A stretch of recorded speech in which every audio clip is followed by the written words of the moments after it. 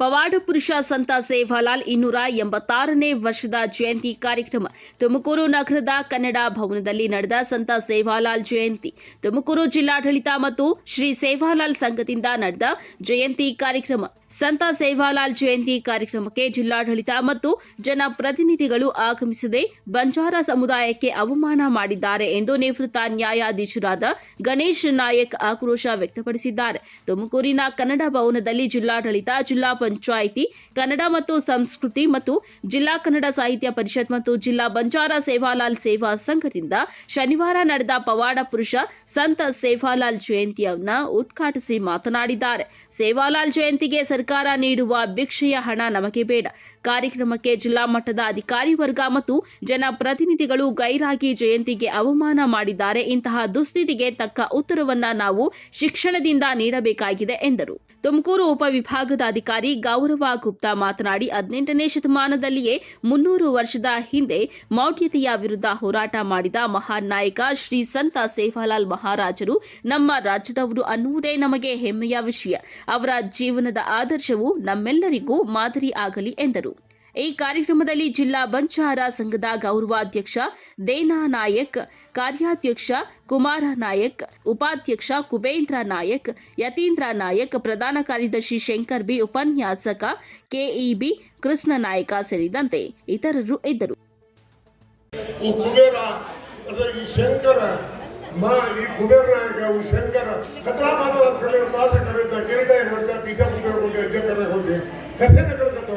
आपण ಈ संघात तुमकूर जिल्ह्यात संघात कोर्स तंत्रेचा फार काय केले 1000 कॅलेंडर कराय 1000 कॅलेंडर एक तालुक्याने 100 कॅलेंडर 200 कॅलेंडर कसे ते बोले तो आपल्याला गोर संघात गोर काय काम करायचं मागे वाले ढाकरायचं आपण मतलब 1% 2% करायचं आपण हे न म्हणायचं ना ही रिपोर्ट जो वरून आहे त्याला काय करता वनूर पंकेले जो भेಳೆನಿ देखो भाऊ फोटो करून देखाळतो अर्ध करलो ದಯವಿಟ್ಟು ಕೂತ್ರಿ ಈ ನೋವಿನ ಸಂಗತಿನ ಕಾಣೋದು ಕಾರೋದು ಭಾರಿ ಬೇಜಾರು ಇಟ್ಕೊಂಡು ಕಸರಕतो ಕರೆರೋ ಭಾರಿ ಸುಲಭ ಕೋರಿ ಕಷ್ಟ ಬಟ್ ಬೆಳೆರೋ ಚೆನ್ನಾಗಿ ಭಾರಿ ಈಸಿಯಾಗಿ ಬರಲು ದಯವಿಟ್ಟು ಅಜ್ಜಪಡ ಸೇರಿಸಿ ಹೋಗ್ದೇನು ಕೇಳೋರು ನಿಗಮರು ಓಪನ್ ಮುಂದಿನ ವರ್ಷ ಮುಂದಿನ ತಿಂಗಳು ದಯವಿಟ್ಟು 1000 की 2000 3000 अगदी भडकतो आपल्याला मर्यादे काय सदाशिव आयोगाला गलाटी करायचं आपल्याला काय पाडत बार करून केरायचं कोण तो मादरियागी आपण देखाडले डोकतो स्वार्थात मिनिस्टर आगना मिनिस्टर मुडावे दिए ती 1000 दिसको जिल्ह्यामध्ये भणातो आपल्याला जो मर्यादे रचा 4 कोटी दे ताणीन कष्ट पडवर आपल्याला बाहेर पण असे ताणी घर घर भीक मागताणीन एक साइट लेर ही चंद्रनायक आहे ही जो ही शंकर है वो कृष्णा नायक है अजय को कुबेरा ये से कष्ट पडवर घर घर जाताणी जो रुपया भेटताणी लाख समुदाय भावना कणामलेचा आई ताणून ओपन करा शक्ती आपण काही छंदी वेदी झालीचा येन सदरा सुरू होतो आपण जावा घडरे कोणती कसे नाही करायचं आपण मागत छेरी देना नायक है ಉದಾಹರಣೆ ನಡೆಬರು ತುಮಕೂರೇನ ಸೇವಾಲಾಲ್ ಅವರ ಜಯಂತಿನ ಆಚರಣೆ ಮಾಡ್ತಾ ಇದ್ದೀವಿ. ನಮ್ಮ ಜೀವನದಲ್ಲಿ ಅವರ ನಡವಳಿಕೆಗಳು ಮತ್ತು ಅವರ ಸಾರ್ಥಕತೆ ಕಥೆಗಳನ್ನು ನಾವು ನಮ್ಮ ಜೀವನದಲ್ಲಿ ಅಳವಡಿಸ್ಕೊಂಡ್ರೆ ಖಂಡಿತವಾಗಲೂ ಸಹ ನಾವು ನಮ್ಮ ಈ ದೇಶದಲ್ಲಿ ಉತ್ತಮ ಪ್ರಜೆಗಳಾಗಬಹುದು. ಆದರೆ ಈ ಕಾರ್ಯಕ್ರಮ ನೋಡಿದ್ರೆ ಬಹುಶಃ ಗೌರವವನ್ನು ಬೇಜಾರು ಮಾಡ್ಕೋಬಹುದು. ನಾವೇನು ಹೇಳಿದ್ರೆ ಈಗ ಸರ್ಕಾರದವರು ಮಾಡಿರೋ ಒಂದು ಸ್ಕೀಮ್ಗೆ ಇದು ಭಿಕ್ಷೆ ಕೊಟ್ಟ ಹಾಗೆ, ನೀವು ಭಿಕ್ಷೆ ಲೈನ್ ನಿಂತ್ಕೊಂಡು ಭಿಕ್ಷೆ ಇಸ್ಕೊಂಡಂಗೆ ಒಂದು 50,000 ರೂಪಾಯಿ ದುಡ್ಡಿಗೆ ಈ ಕಾರ್ಯಕ್ರಮ ನಾವು ಮಾಡ್ತಾ ಇದ್ದೀವಿ. ಆದರೆ ನಮ್ಮಿಂದ ಮತ ಪಡೆದ ಜನಪ್ರತಿನಿಧಿಗಳಾಗಲಿ ಅಥವಾ ಸರ್ಕಾರಿ ನೌಕರು ಕೊನೆಗೆ ಬಂದ್ಬಿಟ್ರು ಅವರು ಇಲ್ಲ ಅಂತ ಹೇಳಿದ್ರೆ ಇವತ್ತು ಕಂಪ್ಲೀಟ್ ಸರ್ಕಾರಿ ಹೋಗಿ ಇದು ಅಫಿಷಿಯಲ್ಸ್ಗಳು ಯಾರೂ ಸಹ ಇರಲಿಲ್ಲ. ಯಾಕಂದ್ರೆ ಅವ್ರು ಬೇಕಾಗಿಲ್ಲ, ಅವ್ರದ್ದೇನು ತಪ್ಪಿಲ್ಲ, ಅವ್ರ ಎಕ್ಸಿಕ್ಯೂಟಿವ್ಸ್ ಅವ್ರಿಗೆ ಬೇಕಾಗಿರೋದು ಏನು ಅಡ್ಮಿನಿಸ್ಟ್ರೇಷನ್ ಇರುತ್ತೆ ಅದನ್ನು ಮಾಡೋದು ಅಷ್ಟೇ ಕೆಲಸ ಅವರು. ಆದರೆ ಇದನ್ನು ಇಂಪ್ಲಿಮೆಂಟ್ ಮಾಡೋರು ಯಾರು, ಊಟ ಹಾಕ್ಕೊಂಡಿರೋರು ಯಾರಿಗೂ ಬೇಕಾಗಿಲ್ಲ. ಅಂದರೆ ನೀವು ಯಾವುದಕ್ಕೂ ಸಮ ಅಲ್ಲ ಅಲ್ಲ, ಇದು ಅವಮಾನ ಇದೆ, ಇದು ಶೇಮ್ ಅಂದರೆ ಈ ಜನ ಕೂತಿರೋರಿಗೆ ಇದು ಶೇಮ್ ಇದೆ, ಅವಮಾನ ನನಗೆ. ಓಟ್ ಹಾಕೋಕ್ಕೆ ಮಾತ್ರ ಬೇಕು, ಆಮೇಲೆ ಬೇಕಾಗಿಲ್ಲ, ಯಾರಿಗೂ ಬೇಕಾಗಿಲ್ಲ. ಹಾಗಾಗಿ ಮೊಟ್ಟ ಮೊದಲನೇ ಬಾರಿಗೆ ನಮ್ಮ ಬೆಲೆನ ನಾವು ಹತ್ಕೊಳ್ಳುವಂಥ ಒಂದು ಕರ್ತವ್ಯ ನಾವು ಮಾಡಬೇಕಾಗಿದೆ. ನಮ್ಮ ಬೆಲೆ ಎಷ್ಟಿದೆ, ನಮ್ಮ ಓಟ್ ಎಷ್ಟಿದೆ, ನಾವು ಏನು ಮಾಡ್ಬೋದು ಅಂತ ತಿಳ್ಕೊಳ್ಳುವಂಥ ಒಂದು ಸೌಜನ್ಯ ಇರಬೇಕು. ಯಾರು ದುಡ್ಡು ಕೊಡ್ತಾರೆ, ಅವ್ರು ದುಡ್ಡಿಗೋಸ್ಕರ ನಾವು ಕಾರ್ಯಕ್ರಮ ಮಾಡೋದು, ಅವ್ರು ಮೆಚ್ಚಿಸೋದು, ಒಂದು ಫೋಟೋ ಹಾಕೋದು ಏನು ಪ್ರಯೋಜನ ಆಗಲ್ಲ. ಅದನ್ನು ನಮ್ಮ ಮಕ್ಕಳನ್ನ ವಿದ್ಯಾವಂತರು ಮಾಡೋಣ, ನಮ್ಮ ಮಕ್ಕಳನ್ನ ಚೆನ್ನಾಗಿ ಬೆಳೆಸೋಣ, ಒಳ್ಳೆ ಏರಿಯಾದಲ್ಲಿ ಓದಿಸಿ, ಒಳ್ಳೆ ಅವ್ರ ಬುದ್ಧಿವಂತಿಕೆ ಕೊಡಿ, ಅವ್ರ ಮೇಲೆ ಬರಲಿ, ಅವಾಗ ತೋರ್ಸೋಣ ನಾವು ಯಾರು ಅಂತ. ಅವ್ರು ಕೊಡೋ ಭಿಕ್ಷೆ ನಮಗೆ ಬೇಕಾಗಿಲ್ಲ. ಸಂವಿಧಾನದ ಅಡಿಯಲ್ಲಿ ನಮಗೆ ಹಕ್ಕು ಕೊಟ್ಟಿದ್ದಾರೆ, ಸಂವಿಧಾನ ಅಡಿಯಲ್ಲಿ ನಮಗೆ ರಿಸರ್ವೇಷನ್ ಕೊಟ್ಟಿದ್ದಾರೆ. ಇವತ್ತು ರಿಸರ್ವೇಷನ್ ಯಾರು? ಆ ಕಾಲದಲ್ಲಿ ಯಾರಿಗೆ ಅನ್ಟಚಬಲ್ ಇದ್ರು, ಯಾರಿಗೆ ಬಹಳ ಬುಡಕಟ್ಟಲ್ಲಿದ್ರು ಅವರು ಕೊಟ್ಟಿದ್ರು. ಇವತ್ತು ರಿಸರ್ವೇಷನ್ ಯಾರಿಗೆ ಬಂದಿದೆ? ಅನ್ರಿಸರ್ವ್ಡ್ ಕ್ಯಾಂಡಿಡೇಟ್ ಯಾರು ಇವತ್ತು? ಬ್ರಾಹ್ಮಣರು ರಿಸರ್ವೇಷನ್ ಇದೆ ಬ್ಯಾಕ್ವರ್ಡ್ ಕ್ಲಾಸಲ್ಲಿ. ಜನರಲ್ ಮೆರಿಟ್ ಇಲ್ವೇ ಇಲ್ವಾ? ಇಲ್ವೇ ಇಲ್ಲ. ಇಂಥ ಪರಿಸ್ಥಿತಿ ಇದ್ದಾಗ ನಾವು ಹೆಂಗಿದ್ರು ಅವರು ಎಲ್ಲ ನಮ್ಮ ಲೆವೆಲ್ಗೆ ಬಂದ್ಬಿಟ್ಟಿದ್ದಾರೆ, ರಿಸರ್ವೇಷನ್ಗೆ ಬಂದ್ಬಿಟ್ಟಿದ್ದಾರೆ. ಓದಿಸ್ಬೇಕು. ಒಂದು ಕಾಲ ಇತ್ತು, ಒಬ್ಬರ ಮನೇಲಿ ಜೀತ ಮಾಡುವಂಥ ಕೆಲಸ ಇತ್ತು. ಆದರೆ ಕಾಲಕ್ರಮೇಣ ಏನೋ ತಮ್ಮ ತಂದೆ ತಾಯಿಗಳು ಓದಿ ಎಲ್ಲೋ ಒಂದು ಯಾವ ಕೆಲಸಕ್ಕೆ ಸೇರಿ ಅವ್ರ ಮಕ್ಕಳುಗಳನ್ನ ಓದಿಸಿ ಒಂದು ಒಳ್ಳೆಯ ಈ ಲೆವೆಲಿಗೆ ಬಂದಿದೆ. ಈ ಲೆವೆಲ್ ತನಕ ಬಂದಿದ್ದಾರೆ. ಇದ್ದಾರೆ ನಮ್ಮ IAS ಆಫೀಸರ್ಸು, ಬಹುಶಃ ಇದ್ದಾರೆ, IAS ಆಫೀಸರ್ಸ್ ಇದ್ದಾರೆ. ಈಗ ನಾನು ಜಡ್ಜ್ ಆಗಿದ್ದೇನೆ. I am the first judge in Karnataka. ಯಾಕೆ ನಾನು ಹೇಳ್ತಾ ಇದ್ದೀನಿ ಅಂದರೆ, ಇಂಥ ವ್ಯಕ್ತಿಗಳನ್ನ ಕಳಿಸಿ 4 ಮಾತು ನಮ್ಮ ಮಕ್ಕಳಿಗೆ ಹೇಳಿಸಿದ್ರೆ ನಾಳೆ ಸಮಾಜದಲ್ಲಿ ಅವರು ಒಂದು ಉತ್ತಮ ಸ್ಥಾನಕ್ಕೆ ಹೋಗ್ಲಿಕ್ಕೆ ಅದು ಪ್ರೇರೇಪಣೆ ಆಗುತ್ತದೆ. ನಾವು ಸುಮ್ಮನೆ ಕುತ್ಕೊಂಡು 4 ಊಟ ಮಾಡ್ಕೊಂಡ್ಬಿಟ್ಟು ಹೋಗ್ಬಿಟ್ರೆ ಮಾತಾಡ್ಬಿಟ್ರೆ ಏನು ಪ್ರಯೋಜನ ಆಗಲ್ಲ.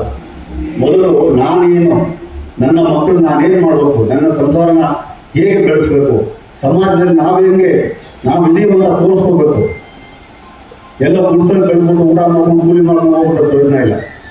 ಯಾರು ಕೇಳಲ್ಲ. ಇದು ಉದಾಹರಣೆ, ಇವತ್ತು ಕೂತಿರೋದನ್ನ ಎಲ್ಲ ಉದಾಹರಣೆ ಇದೆ. ಯಾವ ಅಧಿಕಾರಿಗೂ ಒಂದು ಕನಿಷ್ಠ ಸೌಜನ್ಯ ಇಲ್ಲ. ಏನೋ ಕೊನೆಯಲ್ಲಿ ಲಾಸ್ಟಲ್ಲಿ ಹೇಳ್ತಾರೆ ಅಂತ ಗೊತ್ತಿದೆ ಅಂತಿದ್ದೆ ಕಳಿಸ್ಬಿಟ್ಟಿದ್ದಾರೆ AC ಅವ್ರನ್ನ. ನಾನು ಅದು ಹೇಳಬೇಕು ಅಂತಿದ್ದೆ, ಅಷ್ಟಲ್ಲಿ ಬಂದ್ಬಿಟ್ಟರು. ಈ ರೀತಿಯಾಗಿ ನಮ್ಮ ಸರ್ಕಾರಿ ನೌಕರರಿಗಂತೂ ಖಂಡಿತ ನೌಕರರಿಗಾಗಲಿ ಅಡ್ಮಿನಿಸ್ಟ್ರೇಷನ್ ಅವ್ರಿಗೇನು ಒಂದು ಚೂರು ಬೆಲೆ ಇಲ್ಲ. ಅವ್ರ ಕೆಲಸ ಅವ್ರಿಗೆ ಇರ್ತದೆ, ಏನು ಮಾಡೋಕ್ಕಾಗೋದಿಲ್ಲ. ಆದರೆ ನಾವು ಓಟ್ ಹಾಕ್ತಿದ್ದೀವಲ್ಲ, ಅವ್ರಿಗೆ ಪಾಠ ಕಲಿಸ್ಬೇಕು. ಅವರಿಗೆ ಪಾಠ ಕಲಿಸಿ ನಾವು ಸಮುದಾಯದಲ್ಲಿ ನಾವು ಒಂದು ಮುಖ್ಯ ಪಾತ್ರ ಇದ್ದೀವಿ, ನಮಗೂ ಓಟಿನ ಹಕ್ಕಿದೆ, ನಾವು ಗೆಲ್ಲಿಸ್ಬೋದು, ನಾವು ಸೋಲಿಸ್ಬೋದು ಅನ್ನೋದು ನಾವು ತೋರಿಸ್ಬೇಕು. ಅದು ಭಾಳ ಮುಖ್ಯ. ಇಲ್ಲಿ ಲೋಕಲ್ MLA ಆಗಲಿ ಯಾರೇ ನೋಡಿ ಯಾರು ಬಂದಿಲ್ಲ ಇವರು. ಯಾಕೆ ಬೇಕಾದ್ರೆ ನೀವೇನು ಮಾಡೋಕ್ಕಾಗ್ತದೆ? ನೀವೇನು ಮಾಡೋಕ್ಕಾಗ್ತದೆ? ನಮ್ಮಲ್ಲೇ ಒಗ್ಗಟ್ಟಿಲ್ಲ, ನಮ್ಮಲ್ಲೇ ಅಕ್ಕಪಕ್ಕದಲ್ಲಿ ಒಬ್ಬೊಬ್ಬರಿಗೆ ಒಗ್ಗಟ್ಟಿಲ್ಲ. ಮತ್ತೇನು ಮಾಡೋಕ್ಕಾಗುತ್ತೆ? ಯಾರಿಗೇನು ಮಾಡೋಕ್ಕಾಗುತ್ತೆ ನಾವು? ಸೊ ಆದ್ದರಿಂದ ನಾನು ಈ ಜನಾಂಗದ ಒಬ್ಬ ಸದಸ್ಯನಾಗಿ, ಸ್ವಲ್ಪ ತಿಳ್ಕೊಂಡಿರೋ ವ್ಯಕ್ತಿಯಾಗಿ ನಾನು ಹೇಳೋದೇನೆಂದರೆ, ಮೊದಲು ನಾವಾಗೋಣ, ನಾವೆಲ್ಲ ನಾವಾಗೋಣ ಮೊದಲು, ಆಮೇಲೆ ಬೇರೆಯವ್ರಿಗೆ ಹೇಳೋಣಂತೆ. ಅದರಿಂದಾಗಿ ನಾವೆಲ್ಲ ನಾವಾದರೆ ಮಾತ್ರ ಬೇರೆಯವರಿಗೆ ನಾವು ಪಾಠ ಕಲಿಸ್ಬೋದು ಅಂತ ಹೇಳ್ತಾ, ಈ ಕಾರ್ಯಕ್ರಮಕ್ಕೆ ನನಗೆ ಕೊನೆಯದಾಗಿ ಲಿಸ್ಟಲ್ಲಿ ಹೆಸರಾಕಿ ಕರೆದಿರು ಬಂದಿದ್ದೀನಿ. ಆ್ಯಕ್ಚುಲಿ ನನ್ನ ಗೆಸ್ಟಾಗಿ ಕರಿಬೇಕಾಗಿತ್ತು, ಕೊನೆಯ ಲಿಸ್ಟಲ್ಲಿ ಸೇರಿಸಿದ್ದಾರೆ. ಬಹಳ ಸಂಕ್ಷಿಪ್ತವಾಗಿ ಹೇಳಬೇಕು ಅಂತ ಹೇಳಿದ್ರೆ, ಮೊದಲನೇದಾಗಿ ನಮ್ಮೆಲ್ಲರಿಗೂ ಹೆಮ್ಮೆ ಆಗಬೇಕಂತಹ ವಿಷಯ ಏನಂದ್ರೆ, ಹೆಮ್ಮೆ ಪಡಬೇಕಾದಂತಹ ವಿಷಯ ಏನಂತ ಹೇಳಿದ್ರೆ, ಇವರು ನಮ್ಮ ರಾಜ್ಯದವರು. ನಮ್ಮ ರಾಜ್ಯದವರು ರಾಷ್ಟ್ರ ಮಟ್ಟದಲ್ಲಿ ಒಂದು ಒಳ್ಳೆಯ ಹೆಸರನ್ನು ಹಾಕಬಾರ್ದು, ಒಂದು ಮಹಾನ್ ನಾಯಕರಾಗಿ ಬೆಳೆದಂತಹ ವ್ಯಕ್ತಿ. ಇವರ ಜಯಂತಿಯನ್ನು ನಾವು ಇವತ್ತು ಆಚರಣೆ ಮಾಡ್ತಾ ಇದ್ದೇವೆ. ಇವರ ಕೊಡುಗೆ ಸಾಮಾನ್ಯ ಕೊಡುಗೆ ಏನಲ್ಲ. ಯಾಕಂತಂದ್ರೆ, ನಾವು 21ನೇ ಶತಮಾನದಲ್ಲಿ ಮೌಢ್ಯತೆ ರದ್ದತಿ ಕಾಯ್ದೆಯನ್ನ ನಮ್ಮ ಶಾಸಕಾಂಗದಲ್ಲಿ ನಾವು ಅಂಗೀಕಾರ ಮಾಡ್ತಾ ಇದ್ದೀವಿ. ಆದರೆ 18ನೇ ಶತಮಾನದಲ್ಲಿ, ಅಂದರೆ ಸುಮಾರು 300 ವರ್ಷಗಳ ಹಿಂದೆ, ಆವಾಗ ಈ ಮಟ್ಟದ ಶಿಕ್ಷಣ ಇರಲಿಲ್ಲ, ಈ ಮಟ್ಟದ ಅರಿವು ಇರಲಿಲ್ಲ. ಏನೂ ಇದ್ದಂತಹ ಕಾಲದಲ್ಲಿ ಇವರು ಅನೇಕ ರಾಜ್ಯಗಳನ್ನು ತಿರುಗಾಡಿ ಆದಿವಾಸಿ ಸಮುದಾಯಗಳು ಅದರಲ್ಲೂ ಇವರ ಟಾರ್ಗೆಟ್ ಯಾವುದು ಅಂತ ಹೇಳಿದ್ರೆ ಅತ್ಯಂತ ಹಿಂದುಳಿದಂತಹ ಸಮುದಾಯ, ಆದಿವಾಸಿ ಸಮುದಾಯ, ಕಾಡಿನಲ್ಲಿ ವಾಸಿಸ್ತಕ್ಕಂತಹ ಸಮುದಾಯ, ಬುಡಕಟ್ಟು ಜನಾಂಗ. ಅಂಥವರಲ್ಲಿ ಆ ಸಂದರ್ಭದಲ್ಲಿ 18ನೇ ಶತಮಾನದಲ್ಲಿ ಮೌಢ್ಯತೆ ಅನ್ನುವಂಥದ್ದು ಅವರ ದಿನನಿತ್ಯ ಜೀವನದಲ್ಲಿ ಪ್ರತಿಯೊಂದು ವಿಚಾರದಲ್ಲೂ ಕೂಡ ಮೌಢ್ಯತೆಯನ್ನು ಆಚರಿಸಿಕೊಂಡು ಬರ್ತಾ ಇದ್ದಾರೆ. ಅಂಥವರಿಗೆ ತಿಳುವಳಿಕೆಯನ್ನ ಹೇಳಿ ಅಂಥವರ ಜೀವನವನ್ನು ಬದಲಾಯಿಸುವ ನಿಟ್ಟಿನಲ್ಲಿ